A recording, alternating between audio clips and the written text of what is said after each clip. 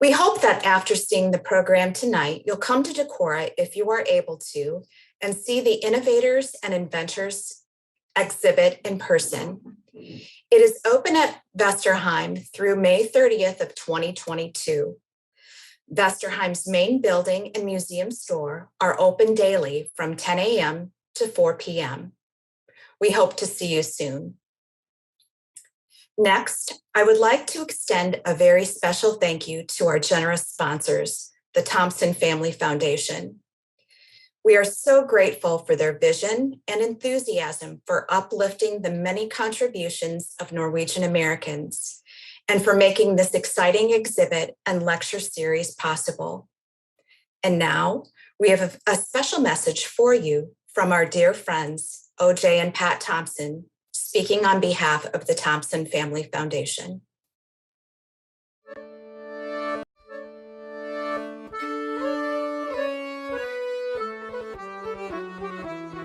Well, my name is O.J. Thompson, and this is my wife, Pat, and we've been patrons of Vesterheim for many, many years. We've been over there many times with our family when our children were small and introduced them to some of their heritage, Norwegian heritage, and we go to Decorah quite often. Such a beautiful city, such a historic city, and Pat, what do you say a few words? Well, I think Vesterheim is a great asset to Decorah and to Northeast Iowa. It's a destination place whenever we have company that like to show off our Norwegian heritage and all the things they've collected there and all the folk art festivals that they put on. And this is a great opportunity to show the great contributions that Norwegians made to America. Well, Pat and I were especially interested in the Innovators and Inventors series that's being presented in September and in October. I was born in Canton, South Dakota, a little Norwegian community just over the Iowa border into South Dakota. Merle Tube and E.O. Lawrence both came from Canton, were born and raised there, and were neighborhood kids growing up in Boy Scouts together and so on. They became very important to this country and with their inventions. So I'm happy that some of that will be presented this fall at our lecture series and meetings, and it was especially interesting to me. And it's just been a privilege to have the opportunity to sponsor this with others, and looking forward to it. And we want to welcome everybody to Vesterheim. Come here and enjoy the museum, enjoy the presentations, and enjoy yourselves.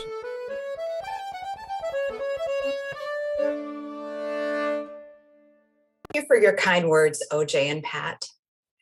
And now it is my great pleasure and honor to introduce our featured speaker, Jamie Holmes. Holmes lives in Washington, D.C., and his writing has appeared in the New York Times, the New Yorker, the Atlantic, the New Republic, and Slate, among many other publications. Holmes is the author of 2 books, including 12 Seconds of Silence, How a Team of Inventors, Tinkerers, and Spies Took Down a Nazi Superweapon, published in 2020 by Houghton Mifflin Harcourt. 12 Seconds of Silence has been praised as meticulously researched and well-written, and an eye-opening marvel of a book. In it, Holmes tells the dramatic story of how a ragtag group of American scientists developed one of the most powerful weapons of World War II. Among that group of scientists were Norwegians and Norwegian-Americans, including Dr. Merle Tube. Welcome, Jamie, and thank you for being here this evening to share. Thank you so much for having me. And thank you to the Thompson Family Foundation, and thanks to everyone for joining us. I'm going to share my screen here and start my slides up. I'm actually in Europe now, so it's 2 a.m. So I hopefully I'm reasonably coherent, but I'll just begin. World War II was the first war in history which was decided by weapons which did not exist at the onset of the conflict. Everybody knows about the atomic bomb, which had no effect on the European war. And the book I wrote is about the second most important secret weapon on the Allied side, which is called the proximity fuse, the smart fuse, which I will get to, and was led by two Norwegian-Americans. It was Merle Tube and Larry Hofstad, and I'll talk about them. But more generally, the book is about this unique collision of science and warfare that occurred during the war and the opportunities and obstacles that presented. Just as a little introduction before I get to Tube's work and the fuse. As Vannevar Bush said in 1941, this was an American engineer, it is being realized with a thud that the world is probably going to be ruled by those who know how, in the fullest sense, to apply science, whatever their other attributes may be. And Bush was one of the scientists who realized how unprepared America was for war and was in a position to do something about it. These are two great pictures of Bush sort of in his dual capacities. On the left is him after the war in his basement machine shop. He's got his pipe. He's obviously posing for the camera here, but he was an inventor. And on the right, that's him during the war, during which he oversaw all the scientists who were contributing to the war effort, contributing devices and medicines, including the atom bomb and including the fuse. So he was an inventor and an administrator. He had been the vice president of MIT. He was a founder of Raytheon. He's known for developing one of the first reliable analog computers.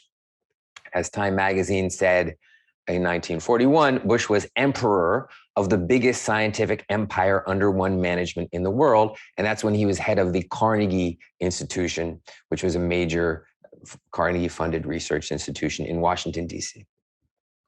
So Bush, because he was very well connected, and he was also vice chair of NACA, which is the precursor of NASA. It's the National Advisory Committee on Aeronautics. They advised the military on airplanes, airplane technology.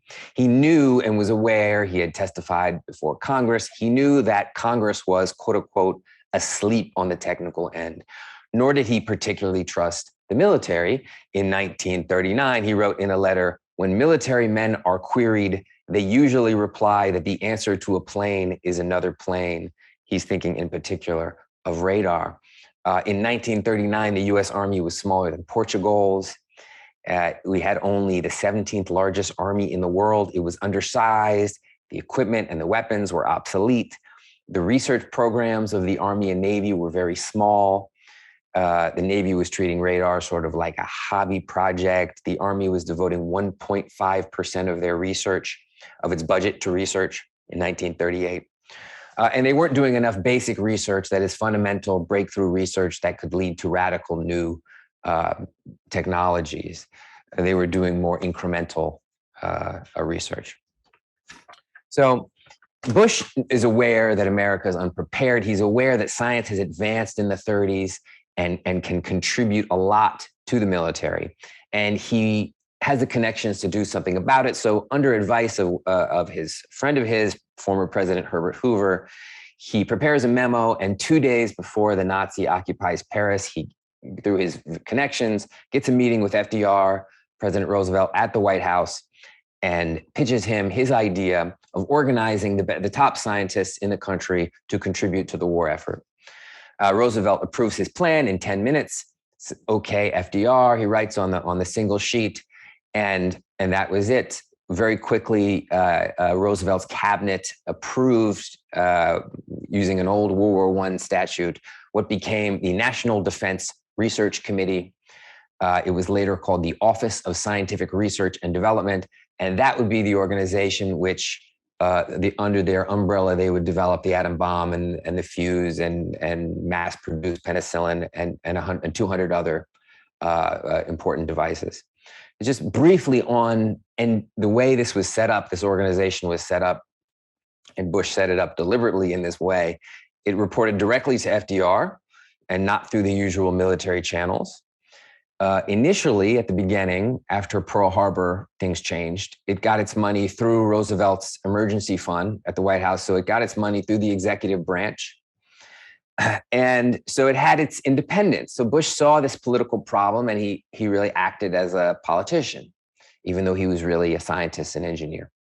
Many skeptics of this organization, Bush later said, saw it as, quote, an end run, a grab by which a small company of scientists and engineers acting outside established channels got hold of the authority and money for the program of developing new weapons. And in fact, as Bush said, that's exactly what it was. So this is in June of 1940. That summer, Bush begins recruiting. He begins taking requests from the military. What do you need? And assigning different scientists tasks and priorities. And one of the people he assigns is Merle Tube. This is Tube was actually, in a way, working for Bush already, because he was at a Carnegie-funded institution, sub-institution called the Department of Terrestrial Magnetism. This is Merle Tube on the left at the Department of Terrestrial Magnetism. Tube was an experimental physicist. He was in the 30s working, in the late 30s, he was working as an atom smasher using particle accelerators. This is his, I believe that photo's 1934. On the right is a 1945 photo. That's Tube with his family. That's Lucy, Trigg, and Winifred there. And I just want to say a bit about, and I know it was mentioned in the introduction by Mr. Thompson, a bit about where Tube came from, because it's interesting. Grew up in Canton, South Dakota, which was founded by a Norwegian in 1868. And a few little things that I found in my research, they didn't go in the book, but they were interesting, and I thought they might interest this audience.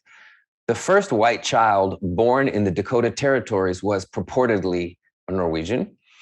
1850, there were 0 Norwegians in Dakota, only 800 by 1870. By 1900, however, there were 20,000 foreign-born Norwegians in South Dakota. 4 of the first 9 governors of South Dakota were Norwegian.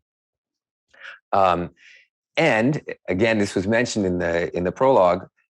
Right across the street from Tube was Ernest Lawrence, who became a very famous physicist and helped develop the atomic bomb, and was good friends with Tube. And they would play with gadgets together. They built a wireless radio together. There was in fact, this was very early days in wireless radio. They built a wireless radio and tested it, and there was an entire front page news article in the Dakota Farmers Leader, written by the former mayor of Canton, a great accomplishment.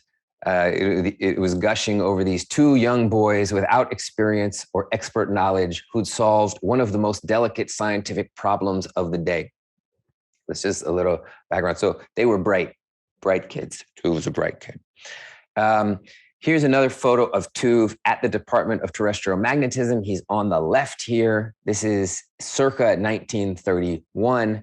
And they're working with a cloud chamber, apparently, which is not something I know what that is. But this group that Bush recruited, headed by Tube, didn't have any experience making weapons.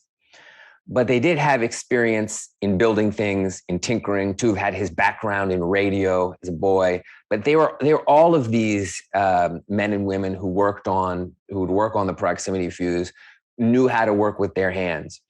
Physicists of the time had to build their own machinery to run their tests. So there's a great a quote by a scientist. Physicists of the era, a scientist explained, had to pit their brains, quote, against bits of iron, metals, and crystals. An experimental physicist, another scientist said, was, quote, a jack of all trades, a versatile but amateur craftsman.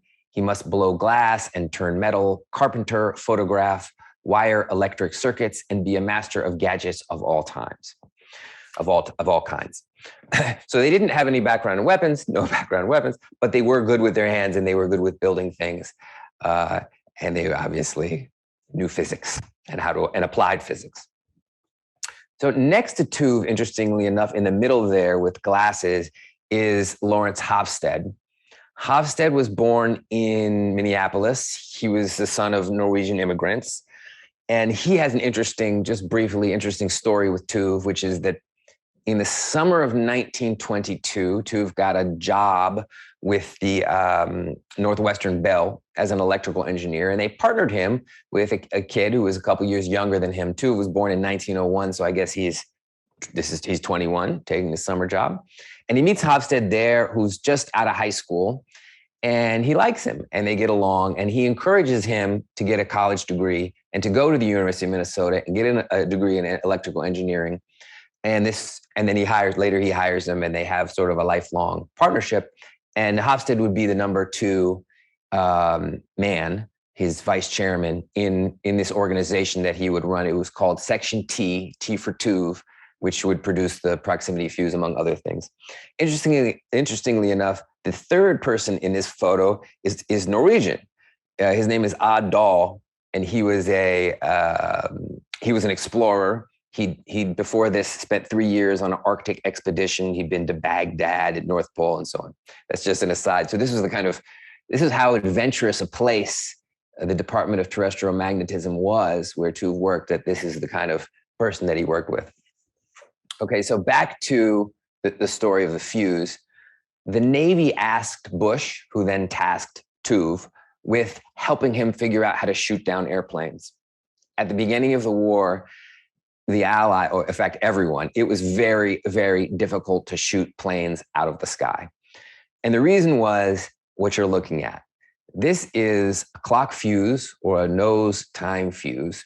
And this was the way it was before what Tube and his crew devised.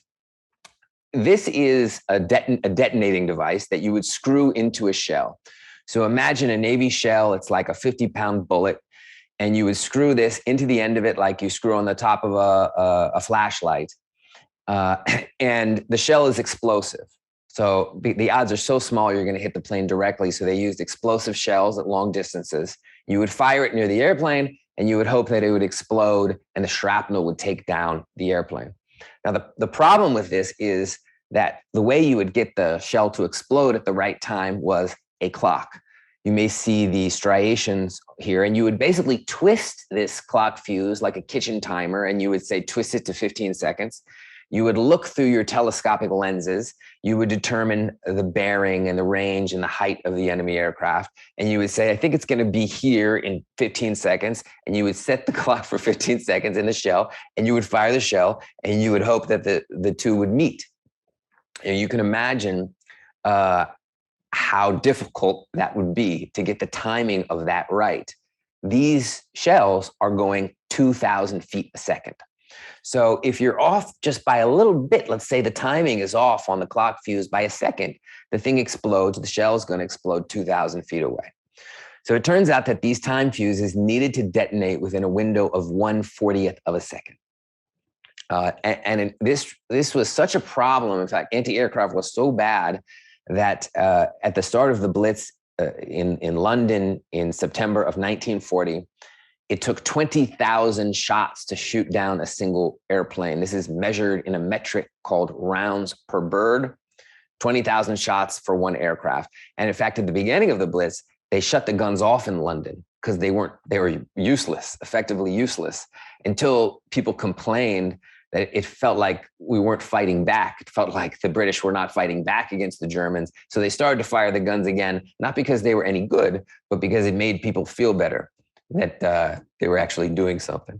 As the physicist James Van Allen said, at the start of the war, it would be just a sheer stroke of luck to hit anything. So how do we, what do we do about it? What does Tube do about it? Now, in this case, actually, the solution was obvious. Getting it done, everyone thought was impossible, essentially. The obvious solution in theory is, instead of this stupid clock timer that you can't time correctly to hit the airplane, what if you could have an automatic sensor? Some kind of electronic sensor that could figure out when it could sense that it was near an aircraft, detonate automatically, and the shrapnel would hopefully take the airplane down. What kind of sensor? Well, Tube begins this work in Section T is founded in August of 1940. He begins this work with 4 people in the fall of 1940, and they go through a number of different sensors. What kind of sensor should you use? You could use a plane's shadow and its glare and design a light-sensitive fuse, right? Let's say that there's a glare off the plane, it goes off, or the shadow of the wing and it goes off. You could use an infrared sensor and react, and hopefully it will detonate with the heat signature of the airplane. You could have an acoustic sensor, record a listening device, and if it gets near an airplane propeller, it would go off.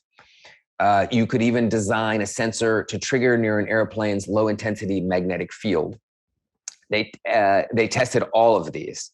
They ended up settling on a radio sensor.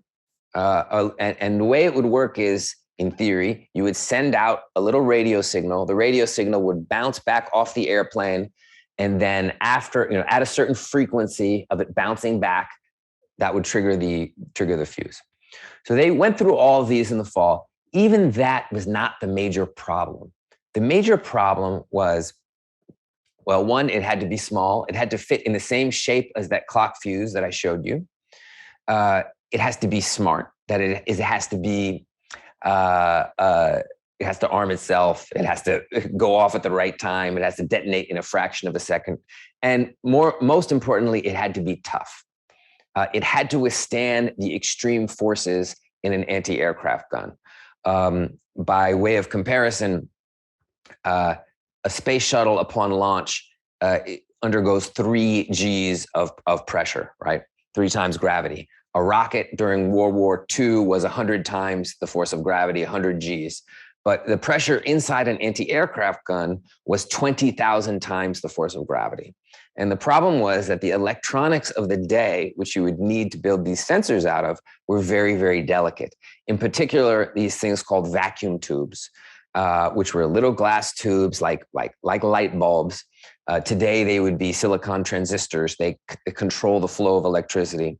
And these had to essentially be the size of a pencil tip and withstand 20,000 times the force of gravity. And they had these delicate filaments in them. And essentially, that was why nobody thought this was possible. I compare it to trying to shoot a light bulb out of a pistol. Now, it's been said that the fuse ultimately would shorten the war in the Pacific by a year. General Patton said that the smart fuse won the Battle of the Bulge. As we'll see, it helped protect London from a German secret weapon also in the summer of 1944. But I was struck by how alone Tuve's group was at the beginning in the early months before Pearl Harbor. This is a wonderful shot of the building that they began in. It was called the Cyclotron building. And there's the cyclotron that they were working on that was actually designed by Tuve's childhood friend, Ernest Lawrence. And in the foreground is a old 1918 World War I howitzer that was lent, I believe, by the Navy, so that Tuve and his group could start firing it and see if these electronic components would stand up to the pressure of an anti-aircraft gun. I just love the contrast between this sort of the technology they were using and then the new world that they were suddenly jumping into. This is the Cyclotron building that we just saw the basement of. And this is the building that they began in. Before they got that gun that I just showed you, they couldn't get one from the Navy. So in the very early days, they got the gun in the late fall of 1940. But before that, they couldn't get a gun. So Tuve and Hofstede and 2 other people, there were 4 of them total, working part-time, had to build their own gun out of Shelby steel tubing. They had to build their own shells. They couldn't get access to a firing range. So Tuve asked one of his childhood friends, economist Gardner Means, if he could use his farm out in Vienna, Virginia, and fire the shells, test the shells on his farm. there's a story where they need explosive powder to shoot off their improvised gun. And he says, okay, well, Hofstede, go look in the yellow pages. And he looks in the yellow pages and he says, oh, I can buy gunpowder here at this florist in Georgetown. And so he goes to this florist shop in the back and he buys this gunpowder, and he buys the wrong gunpowder, and they almost blow the gun up. But this is how alone they were at the beginning. Of course, they quickly figured it out. And things were sort of jerry-rigged. And what they would do is they would take their improvised gun out to the farm. They would shoot these improvised bullets straight up in the air. And Tube said, well, let's shoot them straight up and they'll come down again. And the chances of them hitting us are very small. We'll find out what happens. And they would hold these wooden boards over their heads, which, some psychological help. Of course, it wouldn't have been if they had these rounds that hit them, which there was a small chance of. So these were the conditions that they were working in. They had a small staff. They had to follow secrecy protocols. Even the staff was only allowed to work part-time because the administrator of the Department of Terrestrial Magnetism was sort of really unwilling to let them go.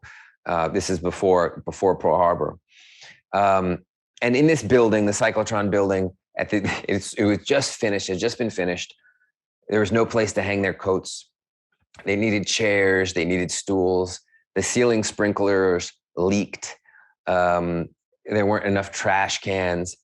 You can see these glass bricks on the outside. Those were also used as room dividers inside, which was completely unworkable for the secrecy requirements of the Fuse project, because you could hear people in the next room, and Tube had to divide them into groups that didn't know what the other groups were doing.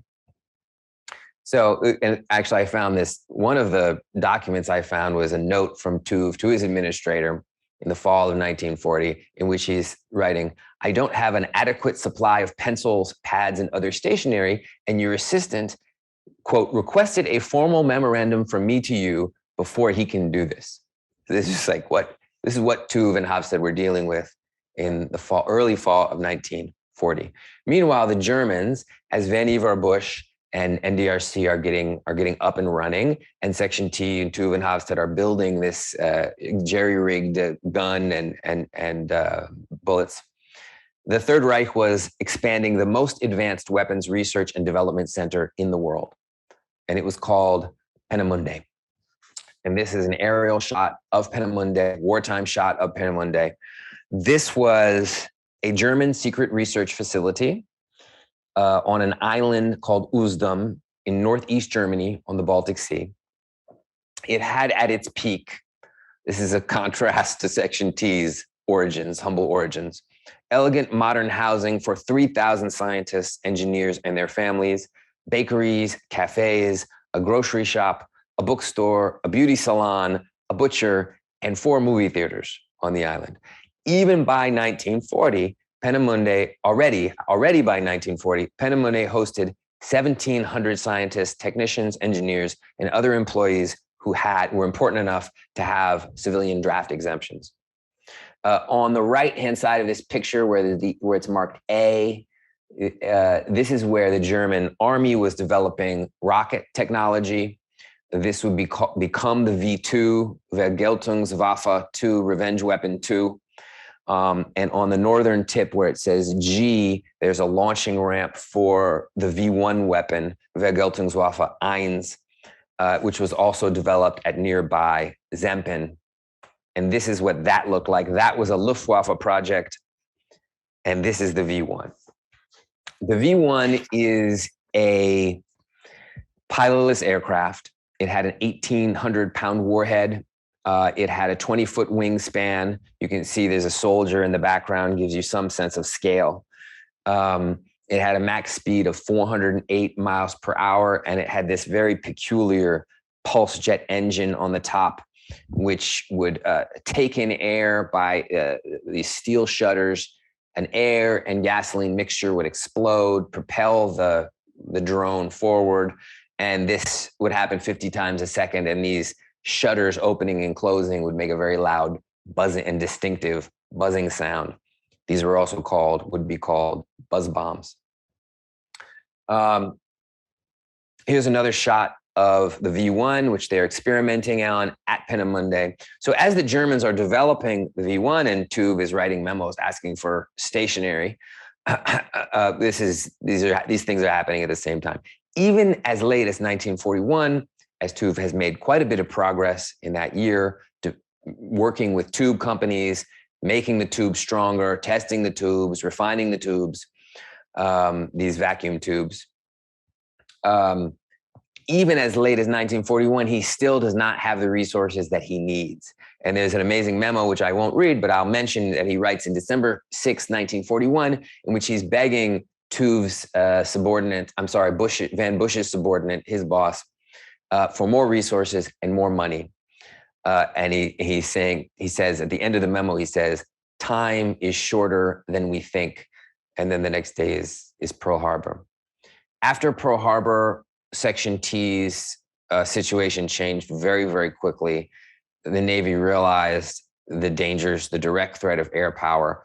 A few days after Pearl Harbor, the two British warships, the Prince of Wales and the Repulse, most advanced British warships, were shot down, I believe, by 3 Japanese planes. So this very quickly changed the situation. Section T gets the resources they need, they get the money they need, and they move to a new facility under Johns Hopkins, which was called, for secrecy purposes, the vague name of the Applied Physics Laboratory, or APL. The APL still exists today. They still do a lot of the same work. And this was in March of 1942. I want to take a quick aside to talk about the question of who invented the fuse. In some British accounts, it's told in the following way. The British developed the design, but because they didn't have the production facilities, they gave it to the Americans, and the Americans produced it for them. That's sort of factually true, but it's really not honest or accurate in any sense. The British did develop some wiring, did deliver some wiring in 1940, but the wiring was very simple. As Tuve says himself, we heard some rumors of the circuits they were using in rockets. They gave us the circuits, but I had them already. So the circuitry was rudimentary. The thing was actually getting it practically made. And also there's this distinction between shell fuses to shoot down airplanes and bomb and rocket fuses, which were really not effective. The only technology that was really important for shooting down airplanes was the shell fuses. The British had really been working on rocket fuses. And the shell fuses had this unique challenge of the 20,000 Gs. That was unique to the shell fuse, and they were uniquely important. So that's part of the confusion. But even more generally, a good way to think about it, or a question that reveals how to think about it, is what sort of invention was this? Usually with an invention, we think, oh, the idea is everything, and then the production is sort of a menial task. In this case, it's the opposite. The idea is obvious to everyone, and the question of could you get it produced, that was what was difficult. That was really the whole deal. As Tuve wrote in 1945, the one outstanding characteristic in this situation is the fact that success of this type of fuse is not dependent on a basic technical idea. All of the ideas are simple and well known everywhere. Another example, another way to think of it is, imagine the fuse has 500 parts, which it did roughly. Imagine 300 of those parts are important enough to the fuse, and I'll show you a picture of it, that if one of those 300 fails, the fuse fails. Well, even if each of those 300 parts are 99% effective, the fuse would only work 5% of the time. So this was a percentage game. It didn't matter if you could get it to work once. It had to work reliably and consistently, and it had to handle, the heat, cold, rough handling. And the Navy required a 50% threshold to put the fuse into service. So this was not something that was delivered. In fact, the term invention doesn't really even make sense. It's not really what it was. So how did they do it? This is a wonderful shot of a wartime shot of them firing a vertical round at a test, at a firing range at night. And what they're doing is the same thing that they started off doing at the very beginning. They've got electronic parts for the fuse. They're putting them in shells. They're shooting them right up in the air. And when they're coming down, they're digging them up from the ground. Here's a shot of that. These are holes in the ground, or where you would dig the rounds up. You would open up the shells and see what was broken. And that's Tube, the second to the right. There's Merle Tube. You would dig these up with post-hole diggers. So how did Section T do it? Aside from a ton of trial and error, this was really a grueling statistical challenge. Well, Tuve recruited some of the smartest people in the country. They hired a material science specialist by the name of Ray Mindlin from Columbia University. He analyzed all of the parts in the vacuum tube and basically redesigned the tubes. They put mica support spacers in the tubes, which sort of girded the sensitive electronics. James Van Allen, who would later become famous at NASA, designed these little tiny miniature springs, sort of like shock absorbers in a car, and they attached them to the filaments inside the tubes so that they would, that would help absorb the shock on firing. Tuve had a managerial style which was fiery, which was pushy. He was sometimes described as having few diplomatic instincts, but that's not quite right. He was very dynamic. He was the sort of character that people deeply admired and also feared, because he was so brilliant and sort of himself, let's say. He and Hofstede worked well together. Tuve was kind of the driver, and Hofstede was described as the balance wheel, sort of the calming element in their leadership pair. They like to pair PhDs and radio hams. They like to pair people who had practical experience with theoretical experience, and they would constantly mix things up. Tuve would put little notes on the bulletin board, and he would say, here's your new assignment. And he was always keeping things dynamic and moving. Everything that he did during the war, he had a backup plan for. This was one of the more remarkable strategies that he had. So he would, let's say he needed to design a safety device on the fuse. Well, he would bring someone into the office. He said, listen, we really need this safety device. It's the most important thing. You're on it. I'm counting on you. That person would leave, and then somebody else would come in and said, listen, we need a safety device. I'm counting on you. So he would assign the same task to multiple people without telling them. So he had a backup after a backup after a backup. I think he hired 5 companies to actually design a safety device for the fuse, 5 or 6. He once said, if you want 30 clocks in a hurry, hire 30 clock makers. So this was also one of his strategies. They also did this, I should mention, with no significant security leaks at all, which was no mean feat. One of the ways they did this is by hiring friends of friends. Tuve, he said once, the only risk is if someone comes to us. If we are hiring someone, the odds of us getting a bad apple are very low. So they hired people they knew, they expanded out like that. They expanded out from people they knew. And Hofstede had a funny ritual when he was hiring people. He would bring them in, he would sort of write the story of the fuse down. And at the end of the interview in front of them, he would burn the piece of paper on which he had written the story of the fuse to impress upon them the importance of secrecy. This is what the fuse looked like. You can see on the left how many parts it had. At the end of the war, there was 112 companies who ended up making parts for the fuse. You can see this electrolyte battery in the middle there was actually a liquid battery which broke upon firing, which has its own interesting story. And then at the top, near the top, there's these oscillator detector. Those are the vacuum tubes in there, the fragile vacuum tubes in there. And on the right is me holding Tuve's souvenir fuse. This was the type that would be used against the V1, that was used against the V1, and he kept that with him after the war. This is just so you can also see, this is what the rugged tubes look like. So you can get a sense of their scale and how delicate the parts that they were working with, how delicate they were, and it's how amazing it was that they got them to withstand the pressures that they did. So the fuse was put into service in 1943. It was put into service first with the Navy. Its three great uses were against the Navy in the Pacific, mostly against German troops as an anti-personnel weapon during the Battle of the Bulge. Instead of firing them at airplanes, they would just fire them and they would come down over the troops, which Tube didn't like too much because he pictured the fuse as a defensive weapon, not an offensive one. And then the third great application of the fuse was fighting this V1, fighting off the V1s in the summer of 1944. There were 80 days, 1 week after D-Day, the Germans began firing these drones at London.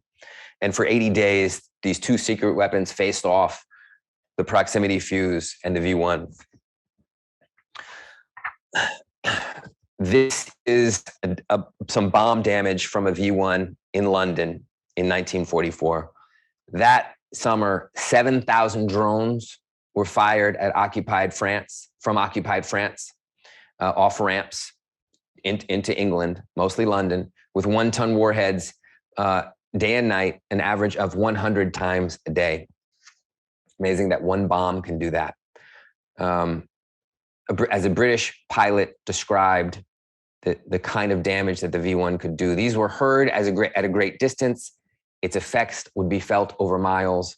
The blast struck houses and large buildings and disintegrated them like a tornado against a house of straw. A single bomb could lay a county parish to ruins. It could blast the houses of a dozen streets. It could make homeless hundreds of people. It could blow the bodies of its victims into small pieces far afield. This is another shot of a V1 blast that's 100 feet away from the V1 explosion. This is, again, another damage scene after a V1. This one actually cost the lives of 62 American soldiers, which I write about in the book. This is a shot of the V1 falling into London. What would happen is they would launch these off of ramps. The odometers would hit a certain number, the fuel would cut, and they would dive silently down to their marks. And because they were so loud, you could hear them coming. And so if you could hear the engine cut, you would dread that silence as they were falling. And on average, it took 12 seconds. And witnesses would describe the terror of this 12-second silence, waiting to see if it was going to hit them. At first, the Royal Air Force was assigned to shoot these down. The problem was that the British Royal Air Force didn't have planes that were fast enough. So it became quickly clear that this wasn't a good enough strategy. 3,000 people had died in a matter of weeks. And by mid-July 1944, Churchill made a strategic shift.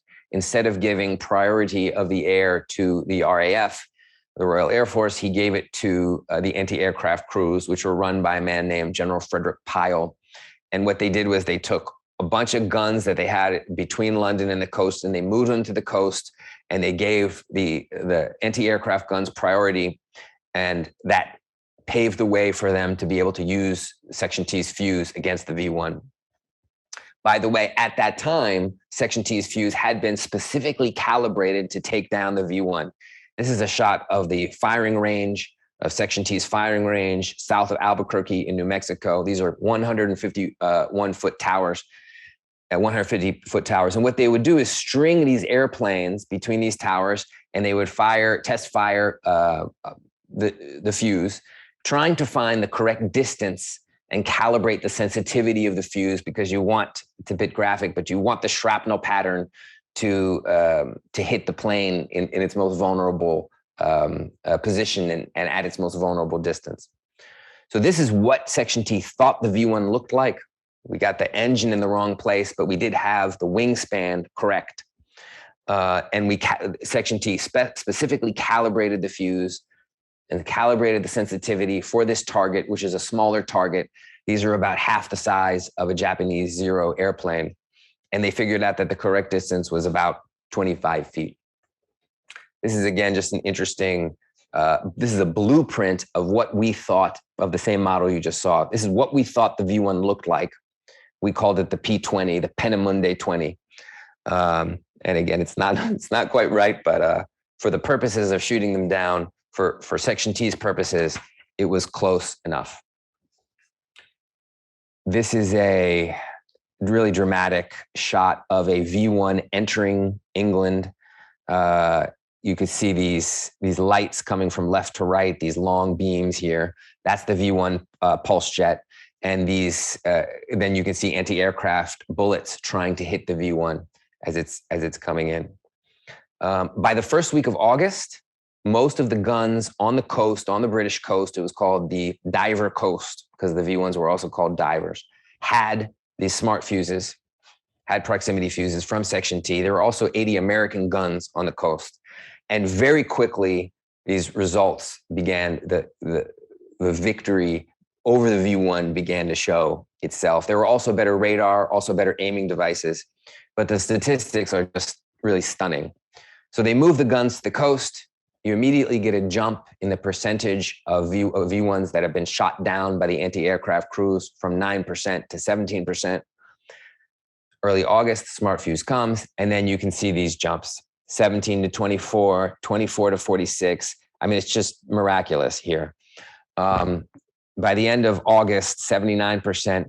By September, the V1 attack was effectively ended. As General Pyle, who ran AA Command, later said, it was the proximity fuse which made possible the 100% successes, which they eventually got to, that AA Command was obtaining regularly in the early months of last year, because there were some stragglers even in January of 1945. American scientists gave us the final answer to the flying bomb. This is what the Applied Physics Laboratory looked like. This is where they worked starting in 1942. This was under the umbrella of Johns Hopkins. It was a used car garage.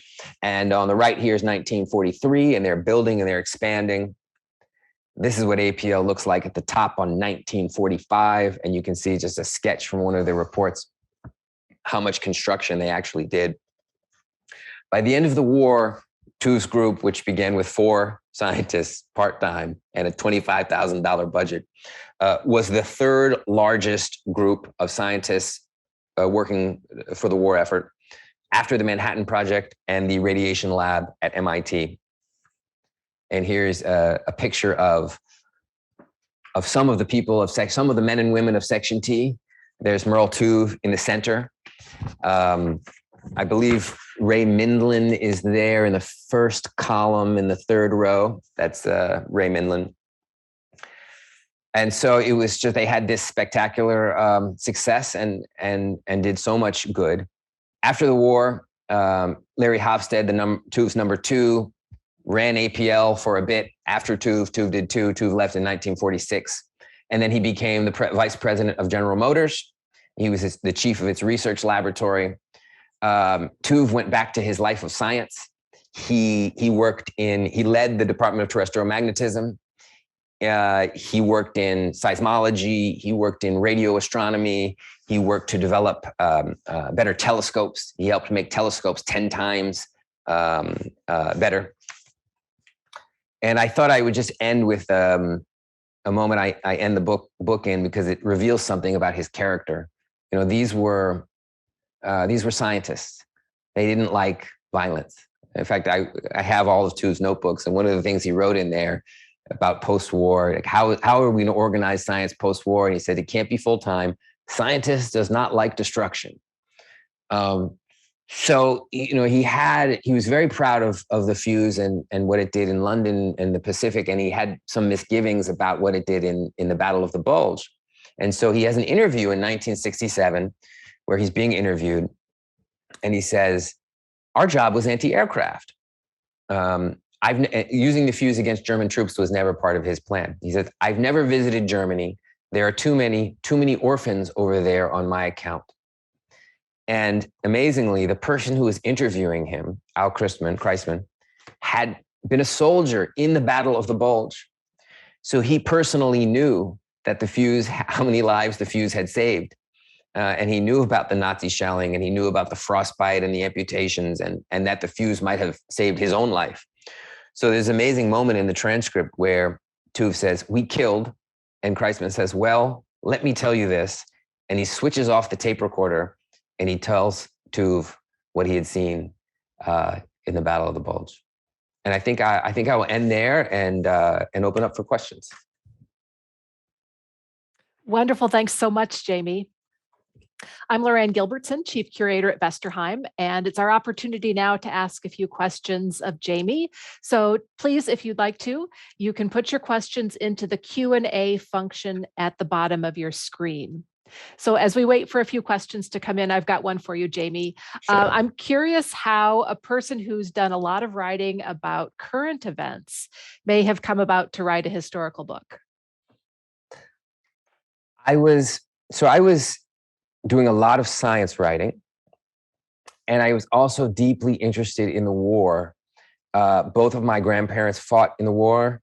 My mother's father was a colonel in the Air Force, and he has this dramatic story of how he was shot down and he crash lands, on a barrier reef, and he actually had to live on an island for a month, and my grandmother thought he was dead. And so these are the kinds of stories you hear. And I thought, I was looking for a story that combined the war and science.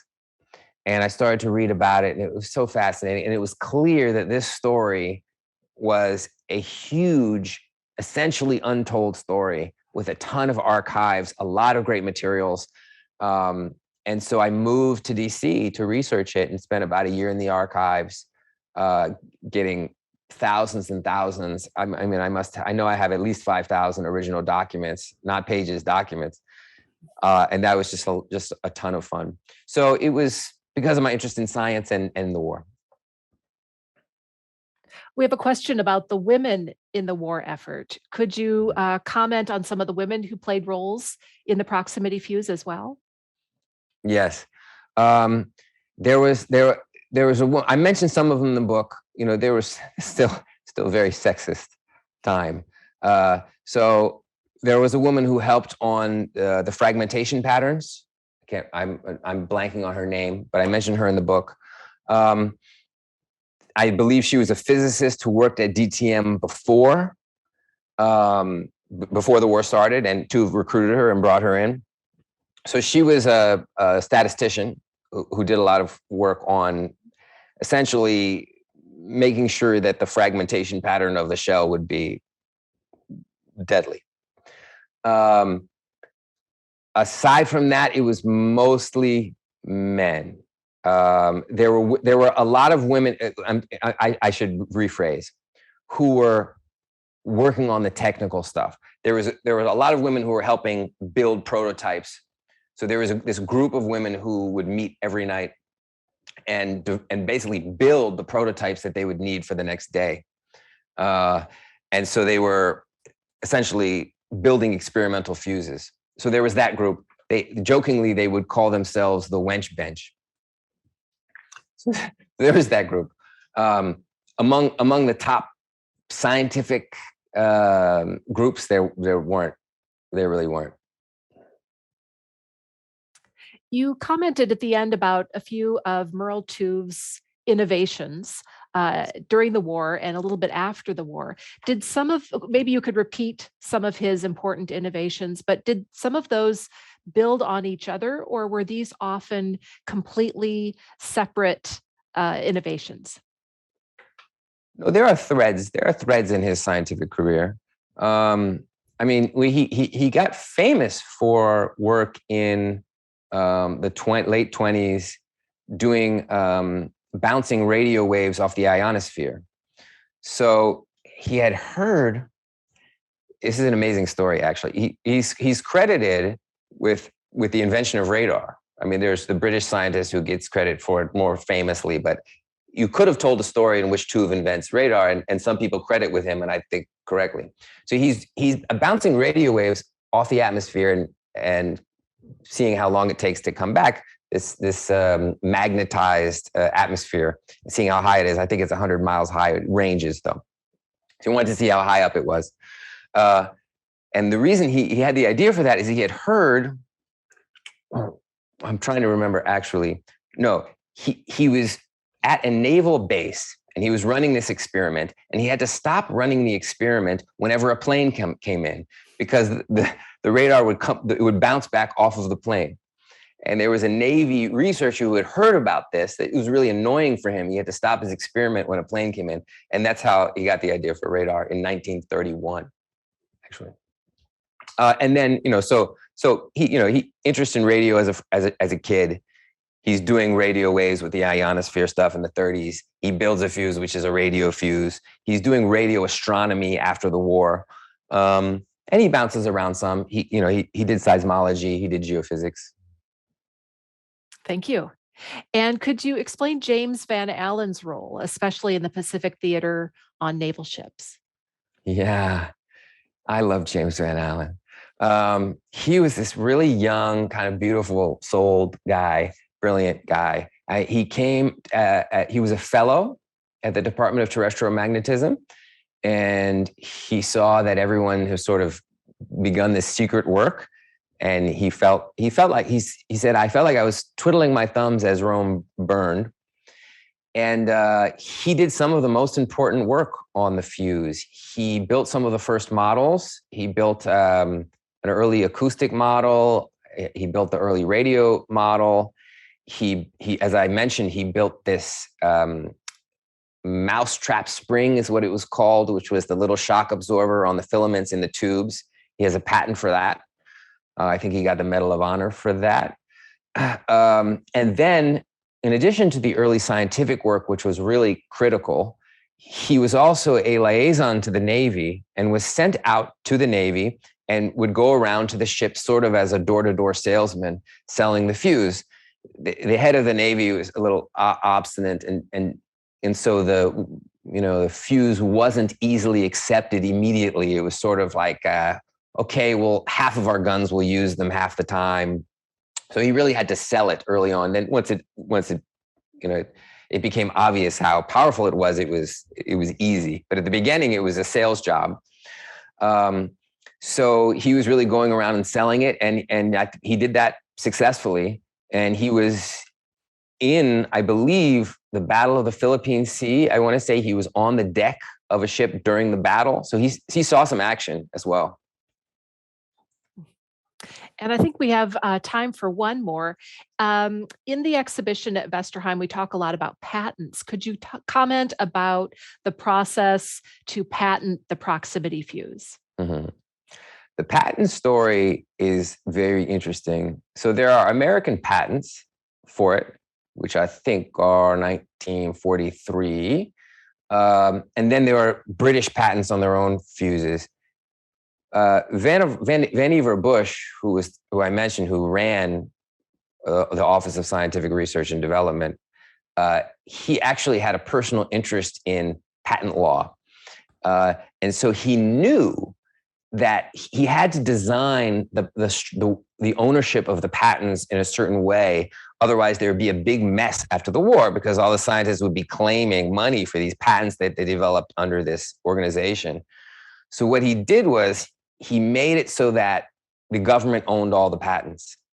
I think James Van Allen was given $1 for the mousetrap spring patent. So they gave them $1 for their patents.